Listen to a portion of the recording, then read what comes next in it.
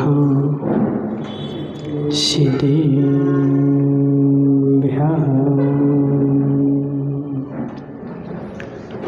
नमः श्रीवर्धमानाय निर्धूतकलिनाथमने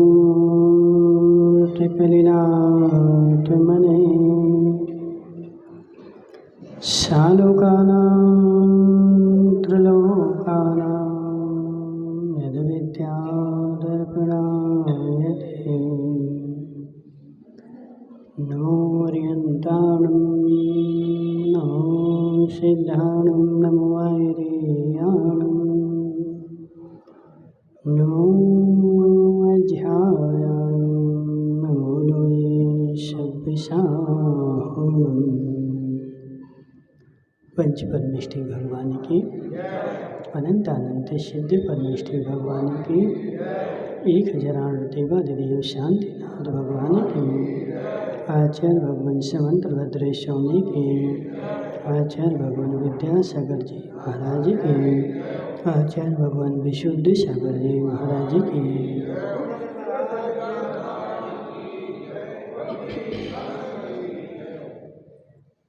मनुष्यों, आचार्य भगवान समंतभद्र स्वामी रत्नखंड शापकाचार में अनंत दंड की चर्चा कर रहे हैं और समझा रहे हैं कि है जीव, जो भव्य जीव होता है उसको जैसे ही धर्म की बात मिलती है तो वह जीव जो है प्रफुल्लित हो जाता है, और अभव्य जीव को धर्म की बात मिलती है तो मुरझा जाता है। महाराज, मैं भव्य हूँ कि अभव्य हूँ, किससे पूछने जाओगे? मैं भव्य हूँ कि अभव्य हूँ, किससे पूछने जाओगे? है जीव, कोई नहीं बताएगा, लेकिन तू स्वयं अपने आप के हृदय से जाकर के पूछ, मैं भव्य हूँ कि अभव्य हूँ?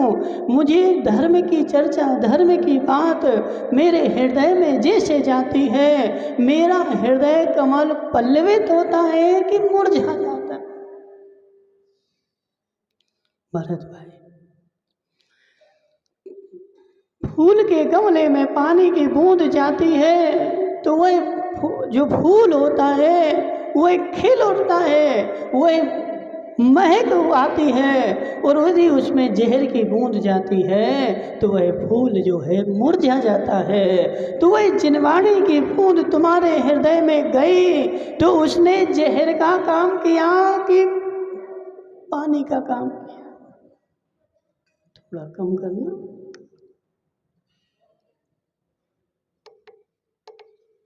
हे जीव,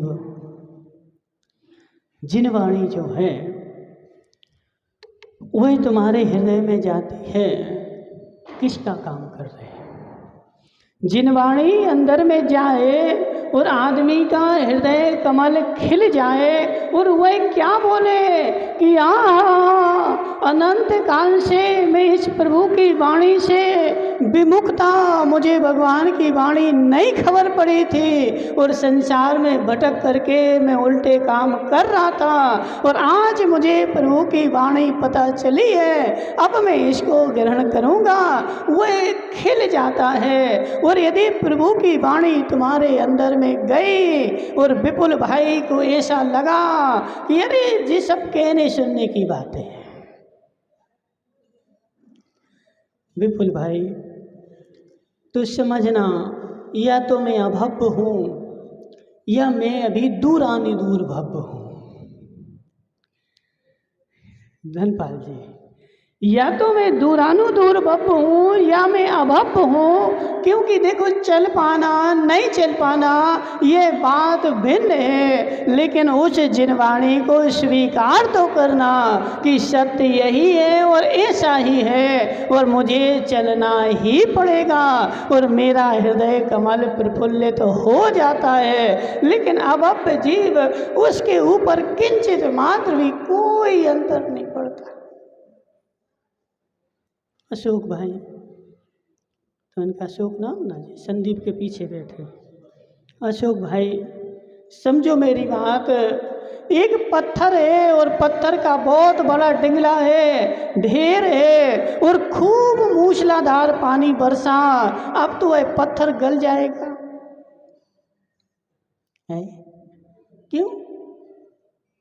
अच्छा, खूब मूसलाधार पानी बरसा विकास सेठ, और वह पत्थर के ऊपर मूसलाधार पानी खूब पड़ा, अब तो वह पत्थर गल करके बिखर जाएगा, बह जाएगा। अनिल सेठ, बहेगा कि नहीं? क्यों? नहीं महाराज, पत्थर के ऊपर मूसलाधार बारिश क्या, पूरा बादल ही फट जाए, लेकिन पत्थर किंचित मात्र भी पिघलने वाला नहीं है, वो जैसा है वैसा ही रहेगा। और मिट्टी के ऊपर थोड़ा सा भी पानी गिरता है, वह मिट्टी द्रवीभूत हो जाती है। तो ऐसे भव्य के हृदय पर जिनवाणी का पानी जैसे ही गिरता है, उसका हृदय द्रवीभूत होता ही होता है। और जिनवाणी की बूंद तुम्हारे हृदय पर जाए और मेरा हृदय नहीं पिघले, तो समझना मैं अभव्य हूँ। हे जीव, मैं अभव्य हूँ, मेरा हृदय द्रवीभूत नहीं हो रहा है और मेरा हृदय कठोर है, क्योंकि यदि द्रवीभूत हो जाएगा तो फिर मेरा मोक्ष कैसे होगा? तुम तो अपने आप को छोड़ दो सावन भाई, भगवान महावीर को ले लो, दूरानुदूर भव्य थे, अनंत काल बाकी था, मरीचि की पर्याय में गटी भाई, भगवान महावीर स्वामी के जीव का मरीचि की पर्याय में कितनी भाव बाकी थे। पूरा एक कोड़ा कोड़ी सागर, कितना कितना चतुर्थ काल कितने समय का होता है? बोलो सुरेंद्र भाई, चतुर्थ काल कितने समय का होता है? बसंती लाल जी, एक कोड़ा कोड़ी सागर पूरा बाकी था, एक कोड़ा कोड़ी सागर बाकी होना अनंत काल बाकी था। भगवान महावीर स्वामी की वाणी नहीं, आदिनाथ की वाणी उनके कानों पर पड़ी, लेकिन उनका हृदय किंचित मात्र भी नहीं पिघला। क्यों? क्योंकि अभी अनंत काल बाकी है। यदि पिघल जाता तो अनंत काल नहीं रह सकते थे, और नहीं पिघल रहा है, इसका मतलब है अनंत काल उस जीव को अभी संसार में रहना है। इसलिए देखो, किसी से पूछने नहीं जाना भरत भाई, किससे पूछने जाओगे? और कौन तुम्हें सत्य बोलेगा? देखो, तुम तो किसी से भी पूछोगे तुम्हारी सब प्रशंसा ही करेंगे। भरत शाह, शाह हो न दोषी हो, भरत शाह कैसा है? बोलो विनोद भाई, भरत शाह कैसा है? अच्छा, बहुत अच्छा है। बोलो किससे पूछे? जयंतीलाल सेठ, भरत शाह कैसा है? ठीक है, अच्छा नहीं है। जीव, किसी से पूछने जाओगे वो तुम्हें अच्छा ही बोलेगा, वो क्यों बुरा बोले? और वास्तव में ऐसे ही है, तुम उससे पूछने जा रहे, उससे तुम अपनी अच्छाई ही पूछने जा रहे। यदि उसने सच्चाई बता दी तो उससे तुम अभी बैर बांध लोगे। विकास सेठ, तुम देखो सतर्क रहना, समाज के सेठ हो ना, सेठ को सतर्क रहना पड़ता है। क्यों? अब जी विपुल आ गया विकास सेठ के घर पे और बोला, विकास भाई तुम ये तो बता दो मैं कैसा आदमी हूँ, मैं अच्छा हूँ कि बुरा हूँ? नहीं, विकास ने बोला नहीं अच्छे हो। नहीं, अच्छे से बता दो, मैं सत्य सुनना चाहता हूँ, अपने में सुधार करना चाहता हूँ, तुम सत्य बता दो मैं अच्छा हूँ कि बुरा हूँ। अब विकास को लग गया है वास्तव में सत्य सुनना चाहता है। विकास ने बोल दिया तुम एक नंबर के खूंसट हो, एक नंबर के बदमाश हो, तुम अपने में सुधार करो, तुम ऐसा ऐसा करते हो, ऐसा नहीं करना। हे विकास भाई, तुमने जज्बात में आकर के बोल तो दिया, लेकिन उसी दिन से वह तुम्हारा शत्रु बन जाएगा। विपुल भाई सत्य कि नहीं? हे जीव, मैं पूछने तो गया था लेकिन अपनी अच्छाई ही सुनने गया था, अपनी बुराई सुनने नहीं गया था। और संसार में कोई भी तुम्हें नहीं बता सकता है यदि मैं भव्य हूँ कि अभव्य हूँ। ऐसा जानना है तो अपने ही हृदय से पूछो और अपने हृदय में डूब करके देखो। मुझे जिनवाणी जैसे स्वामी ने लिखा है, कहाँ लिखा बता?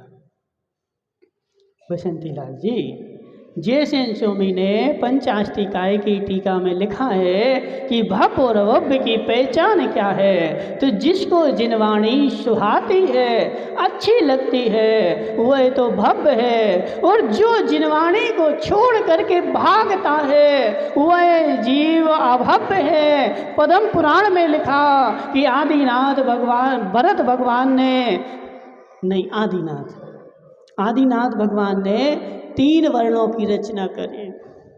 कौन कौन? 3 वर्ण किए गए ना? बोलो राकेश, 3 वर्ण करे कौन कौन से? आदिनाथ भगवान ने, नहीं पता है? हाँ, ब्राह्मण नहीं करा, ठीक है।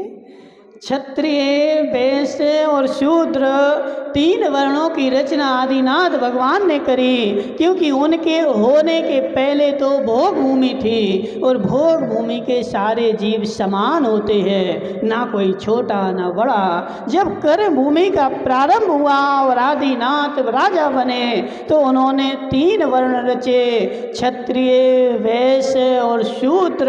तो किस आधार पर रखे? क्या उस समय कोई जातिवाद था? बोलो, जिस जाति का है जिस जाति का है। उस समय ऐसी कोई जातियां थी?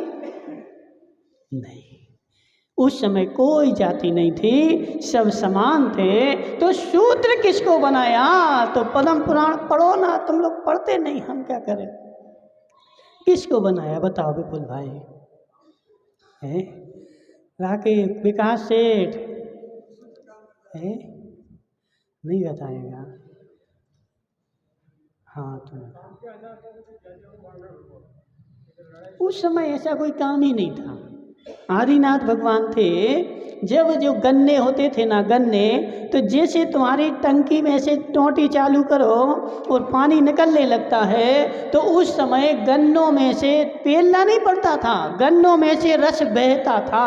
टंकी ले जाओ और भर लो जितना भरना है। अनाज अपने आप पैदा होता था, कोई खाद नहीं डालना, कुछ नहीं डालना। जंगलों में आज जो कांटे वाले पेड़ हैं तुम्हारे राजस्थान में, उस समय सब फल लदे हुए थे, कांटे वाले पेड़ थे ही नहीं, सब फल वाले थे। जितने चाहिए तोड़ लाओ, कोई खराब काम था ही नहीं, सब सुखी थे। अब बताओ दीपक या सूत्र कैसे बन गए? घटी भाई बताएंगे हैं? कैसे बन गए? हे जीव, उस समय जो लोग जिनवाणी से दूर भागते थे, भगवान ने उनको शूद्र की संज्ञा दे दी। और जो जिनवाणी के निकट बैठते थे और तलवार लेकर के लड़ने जाते थे, उनके लिए भगवान ने क्षत्रिय की संज्ञा दी। हे जीव, जिनवाणी से जो दूर भाग रहा है वह दूरानुदूर भव्य है या अभव्य है, वह शूद्र की संज्ञा इसलिए उनको दी गई क्योंकि शूद्र जो होता है वह मोक्ष नहीं जा सकता। शूद्र मोक्ष जाएगा? बोलो जयंतीलाल सेठ, है ना? तो बोलो नागिन दादा, शूद्र मोक्ष जाएगा? नहीं, शूद्र मोक्ष नहीं जा सकता। और जो जिनवाणी से दूर भागता है वह भी मोक्ष नहीं जा सकता, इसलिए भगवान ने उनको शूद्र बना दिया। हे जीव, तू जिनवाणी से दूर भाग रहा है, ये शूद्र है, ये मोक्ष नहीं जा सकता है, तो हबब ही होगा, दूरानुदूर बब होगा, वह जिनवाणी से दूर भागेगा। और भागना तो ठीक, उसको सुहाएगी नहीं। बोलो राकेश भाई, जिनवाणी उसको सुहाएगी नहीं, जिनवाणी नहीं सुहा रही तो अपने अपने आप की पहचान कर लेना। अब आचार्य तो जो बात जैसी है वैसी कह देते हैं। विकास सेठ न तुम्हारे मन की कहते हैं न जयंती लाल के मन की कहते हैं, लेकिन ये कलुगिया जीव ऐसा है, कलुगिया जीव ऐसा है, अपने मन की सुनना चाहता है। हमारे मन की मिले तो हम सुनेंगे और नहीं मिले तो हम नहीं सुनेंगे। हे जीव, तुम्हारे मन की जो होती है वो जिनवाणी नहीं होती, जिनवाणी तो जो होती है वही होती है। अब अपने मन का सुधार करना, जिनवाणी का नहीं करना। किसका करना ऋषि भाई है? बोलो ना, किसका सुधार करना? वो आती ना, एक छोटी सी कहावत आती, पुरानी थी। तो क्या हुआ, जयंती लाल जी सेठ तुम्हारे खूब होशियार, सबसे ज़्यादा होशियार। तो एक दिन क्या हुआ, वो ताराबाई जो थी, ताराबाई कपड़े सिल रही थी तो उनकी सुई कमरे में गिर गई, तो वो ढूंढ रही थी। जयंती लाल जी सेठ वहाँ से निकले तो उन्होंने बोला, बोले ताराबाई क्या कर रही? बोले सेठ जी हमारी सुई गिर गई है। तो जयंती लाल जी ने सलाह दे दी कि ये काम करो भाई कि अब उजाले में ढूंढो, तुम अंधेरे में ढूंढ रही हो तो अंधेरे में कहाँ से मिले? तो जे ताराबाई ने बोला बहुत अच्छा, सेठ जी ने सलाह दी है। तो ताराबाई गई और वहाँ चौराहे पे ढूंढने लगे। समझ रहे? सेठ जी ने बोला उनसे, तो कई ताराबाई कहाँ गई? तो वहाँ चौराहे पे ढूंढने लगी, और चौराहे पे जैसे ही ढूंढे तो विकास सेठ आ गए। बोले ताराबाई, बोले क्या कर रहे हैं? बोले हमारी सुई गिर गई। तो यहाँ सुई काहे को लाई थी? नहीं नहीं, यहाँ नहीं गिरी, गिरी तो घर में है। तो बोले जयंती लाल सेठ ने बोला था कि उजाले में ढूंढो, तो यहाँ उजाला था इसलिए हम ढूंढ रहे थे। ये जीव, सुई मिलेगी, सुई मिलेगी क्यों? विकास सेठ क्यों नहीं मिलेगी? जहाँ अंधेरा है और जहाँ सुई गिरी है वहाँ उजाला करना है, और फिर वहाँ उजाले में सुई को ढूंढनी है तो सुई मिलेगी। और उजाला कहीं है और सुई गिरी कहीं है, और वहाँ ढूंढते रहो तो वहाँ तीन काल में मिलने वाली नहीं है। तो ऐसे है जीव, मेरी गलती कहाँ है? तो गलती यहाँ है, मेरी मान्यता में है, मेरी दृष्टि में है, और मैं सुधारना चाहता हूँ जिनवाणी को। सावन भाई क्या होता? अरे ये जिनवाणी अच्छी नहीं, दूसरी लाओ, अच्छी नहीं है, खराब है जिनवाणी, या फिर इसको सुधार दो, नहीं कर दो। हे जीव, जिनवाणी सुधार दी तूने तो जिनवाणी सुधारने से हृदय सुधर जाएगा क्या? खराब कौन था? सत्य बता, खराब कौन था? जिनवाणी खराब थी, और जिनवाणी को सुधारने से तुम्हारा कल्याण हो जाएगा क्या? हे जीव, जिनवाणी में खराबी नहीं है, खराबी कहाँ है? मेरे में है, इसलिए वह मुझे पसंद नहीं आ रही। अपना इलाज करो। लेकिन जयंती लाल जी बोलेंगे नहीं, हम तो जिनवाणी बदल देंगे, दूसरी लाओ, हटाओ तो दूसरी लाओ। हे जयंती लाल, कहाँ तक बदलोगे? कहाँ तक बदलोगे? हे जीव, कहाँ तक बदलोगे? वह बदलने से तेरा कल्याण नहीं होगा। हमें तो अपने मन की बात चाहिए, तो मन की बात से वो मनमानी ही है, वह जिनवाणी नहीं है। जिनवाणी तो जो है वह तत्व का स्वरूप है। मेल निकालना तो उस सर पे एक्सेल लगाना पड़ेगा। सर पे एक्सेल लाओ, सारा मेल निकालो। जिसके मन में मेल है, जिसके मन में मेल है, धनपाल जी तुम सर पे एक्सेल का एक पैकेट लाना और सबको एक एक चम्मच खिला देना। ऊपर से पानी पिला देना, सबका मैल जो है बाहर आ जाएगा। हे जीव, सफेदी की चमकार, ठीक है, सारा मैल बाहर। तो कहने का आशय क्या है? जिनवाणी में खोट नहीं है, खोट हमारे आशय में है, खोट हमारी दृष्टि में है, और वही को तो हम ठीक करते नहीं हैं। किसको करते हैं? जिनवाणी को करते हैं। इसको सुधार दो, इसको सुधार दो। हे जीव, अपने को सुधार लो, सब सुधर जाएगा। और अपने को नहीं सुधारे और संसार को सुधारने की कोशिश करे तो खुद होने वाला। जिसको पित्त ज्वर आता है उसको शक्कर कैसी लगती है? बोलो। धनपाल जी ने, धनपाल की देवी आई कि नहीं आई? धनपाल की देवी ने एक दिन बढ़िया नुक्ति बनाए, समझ रहे? बढ़िया नुक्ति बनाए, खूब शक्कर डाली। और धनपाल जी ने क्या किया? बोले नुक्ति बनाई, पहले हम जयंतीलाल सेठ को खिलाएंगे। हमारे नगर के सेठ, उनको नुक्ति खूब पसंद है। अब तो क्या करें, बेचारे रोज आहार में जाते हैं लेकिन कोई बनाता ही नहीं है। और जयंतीलाल सेठ से सब लोग बोलते जीम लो जीम लो, वो जी में रहे, तुम नुक्ति बनाओ तो वो जी में, समझ रहे? बिना नुक्ति के नहीं जी में। अब धनपाल जी लेके गए, जयंतीलाल जी, सेठ जी देखो हमारी देवी ने नुक्ति बनाई है। और सेठ जी को तो बुखार चढ़ा था, सेठ जी ने खाई लेकिन नुक्ति उनको लगी कैसी?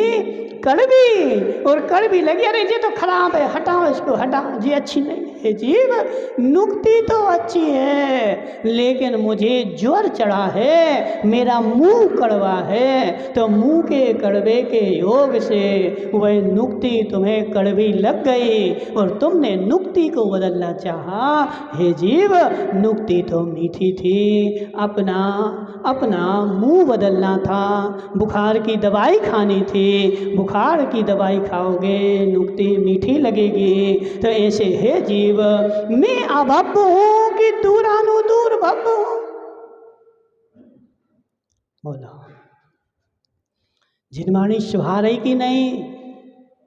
ओहो, हे जीव, हे जीव, जिनवाणी जिनवाणी जिनवाणी की गोद बड़ी मीठी है, लेकिन जो भव्य है उसके लिए, अभव्य के लिए दो प्रकार के बच्चे होते हैं ना। एक बच्चा होता है वो माँ की गोद में जाता है, और एक बच्चा होता है वो माँ की गोद को छोड़ करके भागता है। हे जीव, ऐसे जिनवाणी की माँ की गोद में जो बार बार जाना चाहता है, बार बार जाना चाहता है, वह तो निकट भव्य है।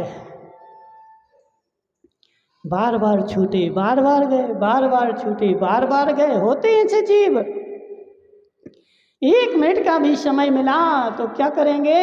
हम जिनवाणी का स्वाध्याय करेंगे। जैसे ही समय मिला तो मंदिर में जाएंगे, जिनवाणी पढ़ेंगे।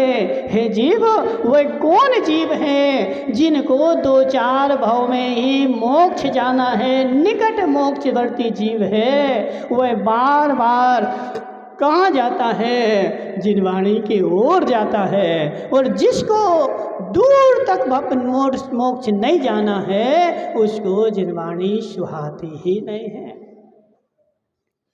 ऐसा नहीं होता क्या? बोलो, ऐसा नहीं होता क्या? अब विकास सेठ है, तुम नगर के सेठ हो, हमने कल बोला था, जयंतीलाल से ही बोला था, जिस सेठ जो है ना, इन सेठों को शाम को स्वाध्याय करवाना चाहिए। समझ रहे? 3-3 सेठ हैं, शाम को स्वाध्याय की परंपरा चालू करो। अभी तो महाराज है, महाराज करते हैं, जब हम चले जाएंगे तो फिर हमारी जगह जयंतीलाल जी सेठ को बैठाना। सेठ जी स्वाध्याय करवाओ सबको, सबसे देखो, सबसे बड़ा अच्छी चीज़, अच्छा सबसे अच्छा दान है। जितना ज्ञान का दान दोगे उतने हमारे ज्ञान का क्षयोपशम बढ़ेगा। और सेठ का सबसे अच्छा कर्तव्य है, तुम डंडा लेकर के किस किस को सुधारोगे बताओ। जयंतीलाल जी सेठ, तुम डंडा लेकर के किस किस को सुधारोगे, और जिसको भी सुधारने जाओगे वो तुम्हारा शत्रु बन जाएगा। उसको तुम ज्ञान के द्वारा सुधार दो, पूरी समाज सुधर जाएगी। बोलो, भगवान महावीर स्वामी ने किस किस को डंडा मारे बताओ? किसी को नहीं मारे, सबको ज्ञान दे दिया, सब सुधर गए। तो ऐसे हे जीव, समझ अपने अपने आप को, जिनवाणी मुझे सुहाती है कि नहीं। अनिल सुरेंद्र भाई, शाम को मीटिंग लगी थी। अब तुम्हारे यहाँ की मीटिंग, बागड़ की मीटिंग तो देश में प्रसिद्ध है। बागड़ पे मंदिरों में मीटिंग होती है, वो कैसी होती है, जैसे विश्व युद्ध चल रहा, समझ रहे? जैसा विश्व युद्ध चलता ना, सारे विश्व के युद्ध करेंगे, ऐसी तुम्हारे यहाँ की मीटिंग हो।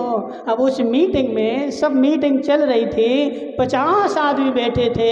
अब 50 आदमी, मीटिंग हो गई, पूरी हो गई। अब सुरेंद्र भाई गया, जिनवाणी लेकर के बैठ गया, बोले चलो अब हम जिनवाणी बाँचेंगे। अब उस 50 में से कितने बैठेंगे? हैं जी। और वो 5 भी क्यों बैठेंगे?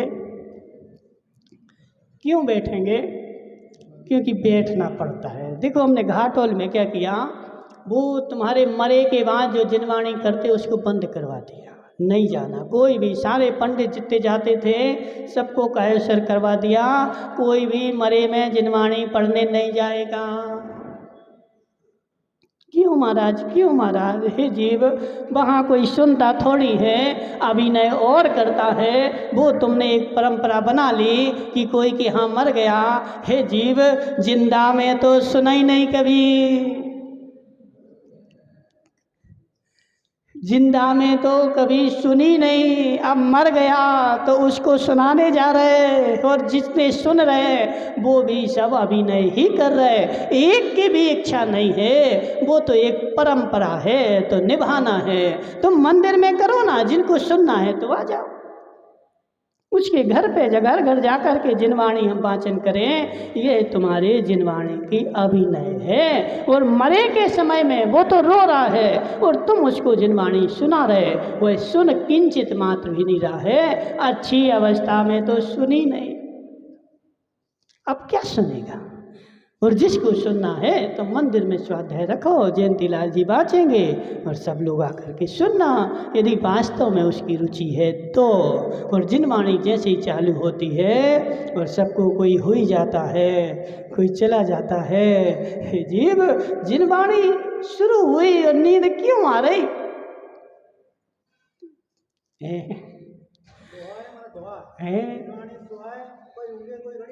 हाँ, अभव्य जीव को जिनवाणी न सुहाए, के ऊँगे के लड़ पड़े, के उठ घर खो जाए। समझ रहे? तो जो अभव्य जीव होता है उसको जिनवाणी नहीं सुहाती, के ऊँगे के लड़ पड़े। के ऊँगे, ऊँगे जानते ना? हाँ, के ऊँगे के लड़ पड़े, या कोई बात को लेकर के लड़ पड़ेगा, अरे जी ऐसा नहीं, ऐसा है, ऐसा नहीं, ऐसा होना चाहिए, ऐसा होना चाहिए। तो या तो बात को लेकर के लड़ पड़ेगा, या उठ करके घर को चला जाएगा।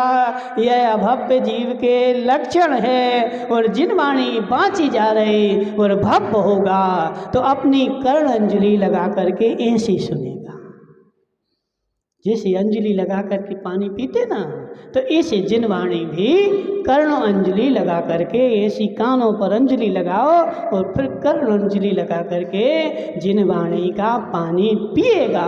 यदि भव्य होगा तो, और अभव्य होगा तो वो अपनी अपनी जानो। इसलिए हे जीव, अपने अपने को देखो, अपने हृदय को टटोलो और अपने हृदय से पूछो, मैं भव्य हूँ कि अभव्य हूँ? किसी दूसरे से संसार में पूछने नहीं जाना। जिनवाणी अच्छी लग रही तो भव्य हूँ, और नहीं लग रही तो अभव्य हूँ। बोले शांतिनाथ भगवान की।